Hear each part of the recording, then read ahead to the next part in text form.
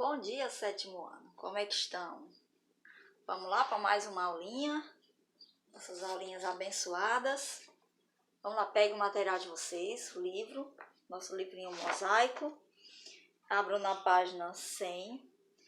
Hoje o assunto é meio que interessante. Eu acredito que não todos, mas a maioria vai gostar do nosso assunto. Pois iremos falar de música, né? Vamos falar de música, uma das primeiras artes iniciadas, né? E a música que iremos falar vai ser sobre o hip hop. Você sabe o que é o hip hop? Né? Você sabe como? O que você sabe sobre o hip hop? Você sabe onde ele começou? Quem foi o precursor do hip hop? Você costuma ouvir hip hop? Né? É uma tendência musical, na realidade é uma tendência musical. Então vamos lá, página 101, abrindo aí, né? Onde diz, começando por você. A cultura hip hop teve origem nas comunidades jamaicanas, latinas e afro-americanas que viviam em Nova York no final da década de 1970, tá bom? É uma linguagem de resistência política e social que nasceu nos bairros pobres e se alastrou pela periferia das grandes cidades do mundo. O hip hop é constituído por 4 elementos essenciais, quatro elementos essenciais. A primeira, a música do DJ, a poesia dos MCs, chamada de rap, a dança break e o grafite. Então, são esses 4 elementos que vão compor o hip hop, certo? Então, vamos lá. A música do DJ, a poesia dos MCs, chamada de rap, a dança break e o grafite. Então, esses 4 elementos estão associados ao hip hop, ok? Deu para entender? O DJ, que sigla quer dizer disc jockey, DJ, né? Disc jockey, em geral, é um artista que reinventa ritmos a partir da repetição e mixagem de trechos de músicas já existentes. Ele comanda os bailes, interagindo ao vivo com o público. Ou seja, os DJ, eles pegam música que já tem, então eles vão remixando, dando um novo ritmo, né? Onde eles vê um trecho mais interessante, eles fazem aquela remixagem, vai e volta, movimento de vai e volta no disco, né? E isso é uma forma dele interagir com o público. O rap é a sigla de Rhythm and Poetry, ritmo e poesia. Um tipo de música que associa discurso rimado, citado com um som instrumental. Ou seja, de acordo com o ritmo, né? Em cima do ritmo é feito essa poesia, né? É um tipo de discurso. Você pode observar que assim, as músicas de hip hop, elas são mais faladas do que cantadas. Porque falada, o artista vai expressando a sua mensagem, né? Fica mais nítida do que se ele fosse cantada. O break é uma dança de rua que propõe movimentos no chão, certo? É o mesmo e ao mesmo tempo uma forma de entretenimento e uma modalidade de competição. Você observa que as pessoas que dançam break, elas têm mania de se jogar no chão, fazer vários movimentos usando uma performance diferente. E existe também as famosas competições em que um quer se destacar mais do que o outro, né? Cada um quer fazer um movimento mais dinâmico, mais improvisado, um movimento mais preciso.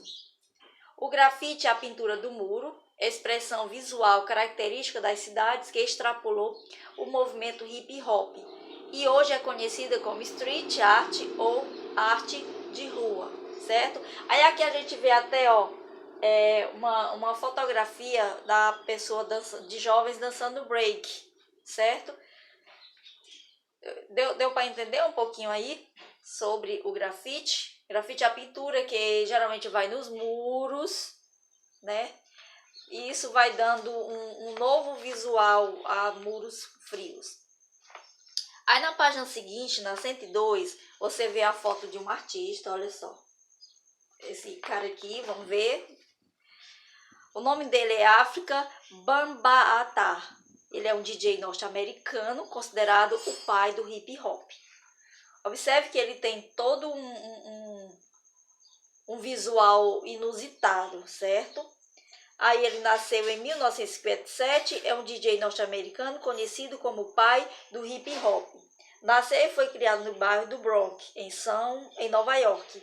Integrou gangues violentas de rua antes de fundar a Universal Zulu Nation, né? Ou seja, ele participava de gangues. O que são gangues?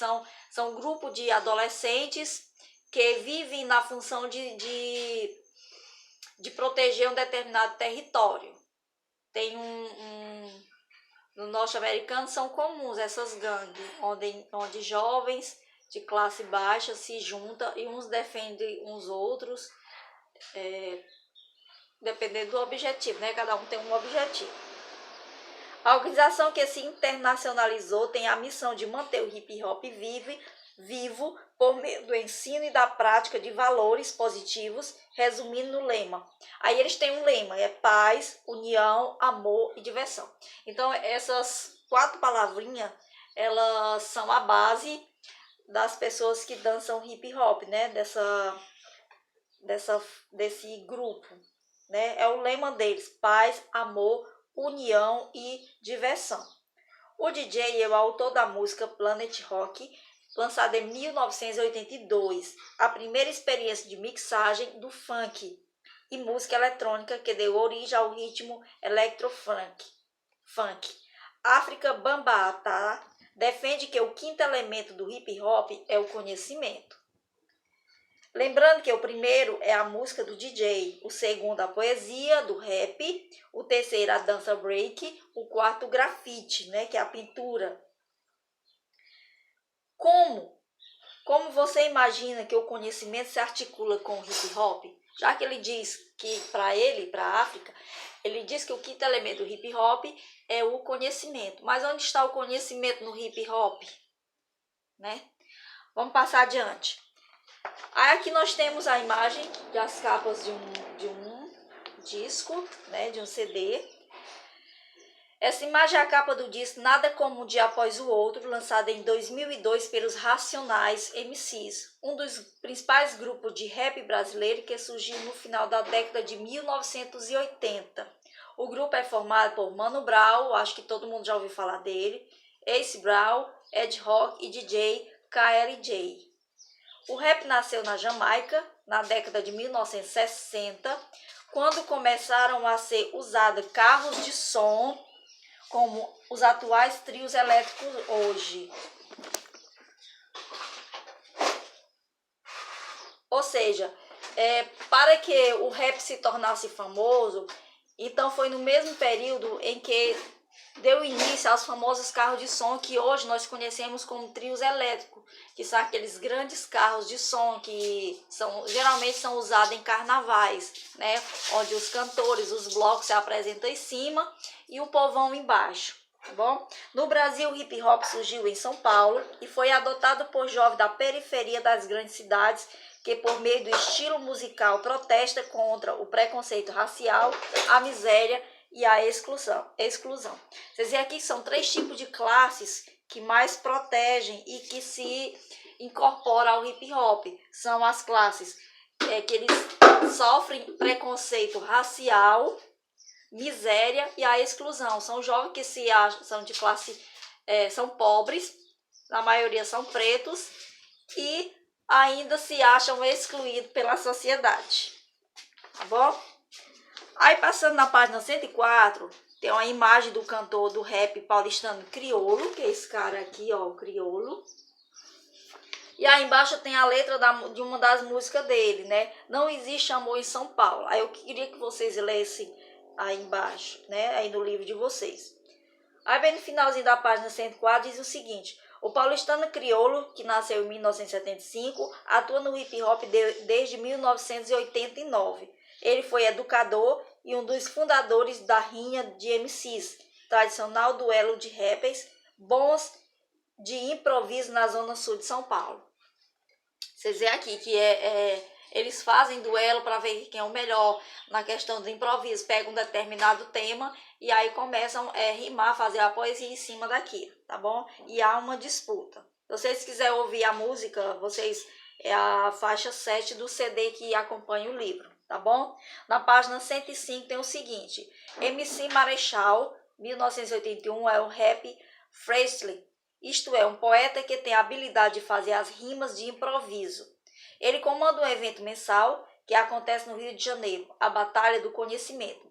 Então, esse evento chamado a Batalha do Conhecimento, ele acontece no Rio de Janeiro, né? Onde é feito tudo na base do improviso, né? Comandada por esse rapper aqui, né? O rapper MC Marechal. Então, assim, nesse evento, MCs do país inteiro se juntam e aí vão disputar as suas rimas. Esse evento, que reúne centenas de jovens, consiste em uma disputa de rimas improvisada entre músicos, a partir de temas escolhidos pelo público. A Batalha do Conhecimento propõe a música como dispositivo de transformação cultural. O evento, comandado pelo MC Marechal, é mais do que uma competição, pois durante a disputa acontece uma reflexão coletiva sobre temas como educação, cultura e política. Tá bom? Então, geralmente são os temas mais abordados que sempre estão em alta para serem discutidos em determinados lugares. Aí na página 105 tem o Grupo de Rua de Niterói, é uma companhia de dança fundada em 1996 por Bruno Beltrão e seus amigos dançarinos de break. No município de Niterói, no Rio de Janeiro, 4 anos depois de fundar a companhia, Bruno foi estudar dança e passou a se interessar por filosofia e pelas possibilidades do diálogo entre a dança de rua e a dança contemporânea. Hoje a companhia frequenta o circuito internacional de dança. Você vê aqui que esse cara, por ele ter tido a oportunidade de estudar música fora, ele conseguiu elevar o break, né, até a ser comparado com a dança contemporânea, né, com a dança internacional, que é algo mais de renome, que tem tem uma importância maior. Aí na página 107, você vê uma imagem bem interessante, né, esquisita, que aparentemente você pensa que é uma pessoa com 4 pernas, mas não é, né, são ritmos. O norte-americano Keith Haring foi um dos precursores do grafite, levando a cultura de rua para o mundo oficial das galerias e dos museus. Porque até então os grafites ficavam só nos muros. E daí com o tempo eles eram apagados, recebeu uma nova tinta em cima. E esse cara aqui, ele conseguiu levar grafite para dentro dos museus. Você sabe que o museu é onde é exposta as melhores obras, né, de artistas famosos e tudo mais. Então, ele desenhava figuras em movimento que refletiam o rico cenário da dança nas ruas e nos clubes da época. Em muitos de seus grafites de rua, nas pinturas feitas em lona e em diversas esculturas, o artista apresentou duplas em batalha de breakdance. Os grupos de figuras dançando, que é no caso, como essa figura, né? É um grupo de figuras dançando. Ele se interessou pela capoeira do Brasil e realizou trabalhos em que apresenta corpos interagindo com os movimentos característicos dessa arte. Tá bom? Keith Haring diferenciou seu interesse a um tipo singular de expressão baseado na força da linha e do desenho.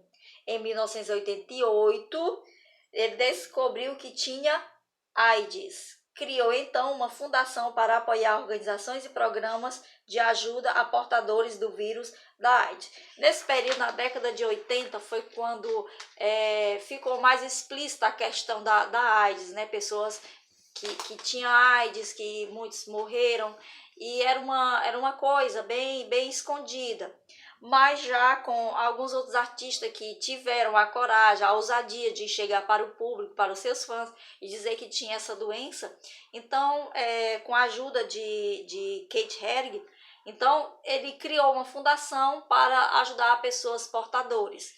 E aí, entre as pessoas que morreram com AIDS, tem muitos famosos, como Freddie Mercury, daquele grupo Queen, né? Tem o Cazuza, que era vocalista dos Paralamas do Sucesso, depois tentou solo. E tem outros artistas também que morreram com AIDS, tá bom?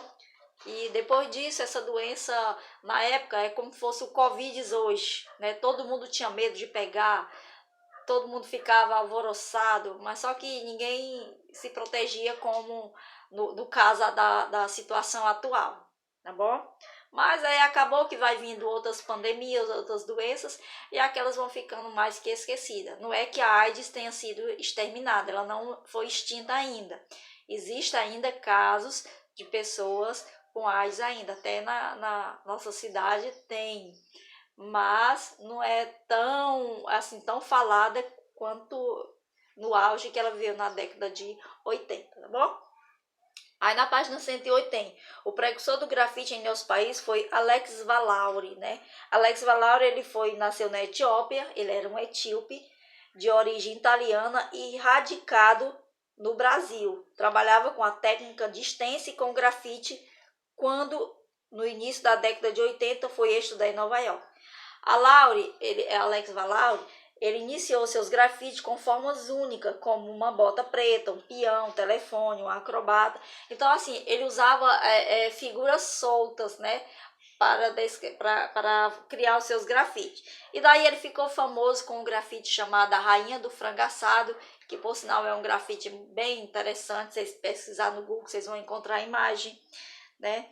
É bem interessante. E aí ele chegou a participar, né, da arte de grafite em São Paulo, em 1985. Ele concebeu um espaço em que objetos como uma geladeira e cadeiras estampadas com texturas grafitadas contracenava uma pinhal e outros personagens pintados na parede. A obra foi batizada A Festa da Rainha do Frango Assado. E no caso é essa, ó, essa obra aqui. Essa aqui não é a Rainha do Frango Assado não, tá bom? Isso aqui é o grafite que ele apresentou lá, que é o chamado A Festa na Casa da Rainha do Frango Assado, tá bom?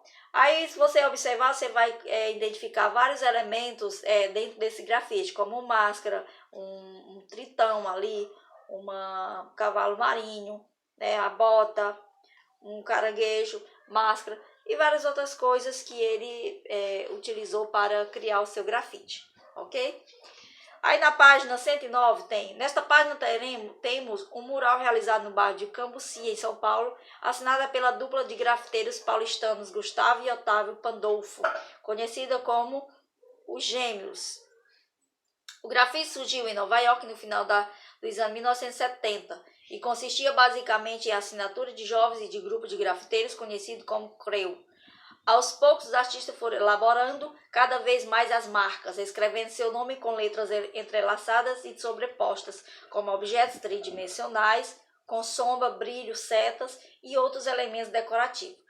O estilo de grafite com letras complexas internacionalizou-se e é chamado Wild Style, isto é, estilo selvagem. Só a partir da década de 90, por influência de artistas brasileiros e sul-americanos, como os Gêmeos, é que o grafite se tornou uma linguagem diversificada, em que imagens figurativas, personagens e elementos abstratos e decorativos interagem e expressam a personalidade de cada criador. Ok? Então, nós vamos ficar por aqui. Na página 110 tem sobre o crioulo, que eu quero que vocês leiam, né? E a arte do grafite vai ficar para a próxima aula. Ok? Espero que vocês tenham entendido aí alguma coisa. E o grafite, não se pode confundir o grafite com a pichação, tá bom? Porque o grafite é considerado uma arte, mesmo que seja pintada nos muros, na rua, mas é considerado uma arte. O grafite, ele tem revelado muitos artistas, diferente da pichação, que é uma arte proibida, também é na rua. Geralmente o grafite, ele é mais risco, é mensagem de gangues, declarações de amor de uma forma bem resumida. Diferente do grafite, que já ela começou com Alex Valauri, que é considerado o pai do grafite no Brasil, apesar dele ter origem etíope.